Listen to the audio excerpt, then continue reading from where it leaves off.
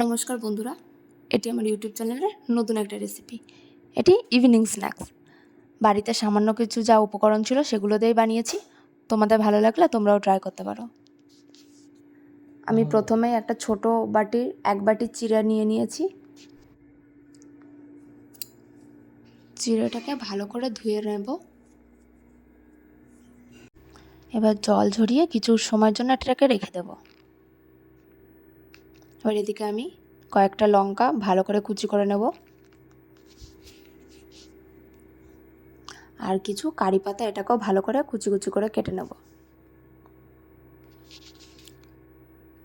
আর সামান্য পরিমাণে ধনে পাতা নিয়েছি, এটাকেও ভালো করে কেটে নেব। এখানে আমি মাঝারি সাইজের একটা পেঁয়াজ নিয়েছি, এটাকেও ভালো করে বানিয়ে নিলাম। এবার ওই চিড়াগুলো মিক্সার গ্রাইন্ডারে দিয়ে যেই পরিমাণে চিড়া নিয়েছি সেই পরিমাণেই আটা নিয়েছি। তোমরা চাইলে আটার পরিবর্তে ময়দা ব্যবহার করতে পারো। এর মধ্যে সামান্য পরিমাণে দই দিয়ে দিলাম। যতটা চিড়া ছিল তার হাফ দই দিয়েছি। এবার এটার ভালো করে একটা পেস্ট বানিয়ে নেব। তোমরা দেখতেই পাচ্ছ পেস্টটা আমার রেডি হয়ে গেছে। এবার এইটাকে আমি ভালো করে মাখিয়ে নিতে থাকবো।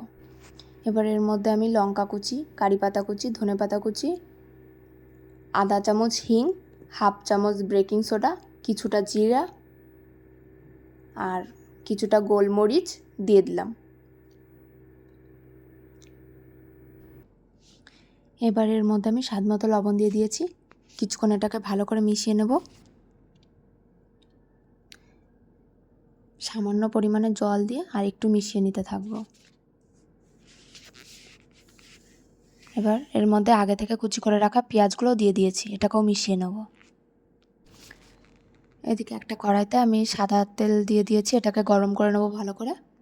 তার মধ্যে ওইগুলো আমি ছোট ছোট বড়া শেপ করে দিয়ে দেব। এটা একদম লো ফ্লেমে ভাজতে হবে, নাহলে ভেতরে কাঁচা কাঁচা ভাবটা থেকে যাবে।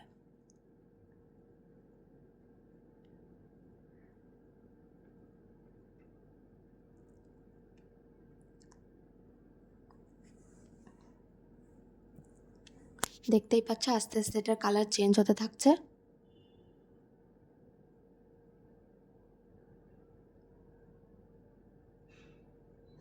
এইভাবেই আমি নেড়েচেড়ে এটাকে ভাজতে থাকবো ভালো করে। আমার ভাজা হয়ে এসেছে, এবার এটাকে আমি প্লেটে তুলে নেব।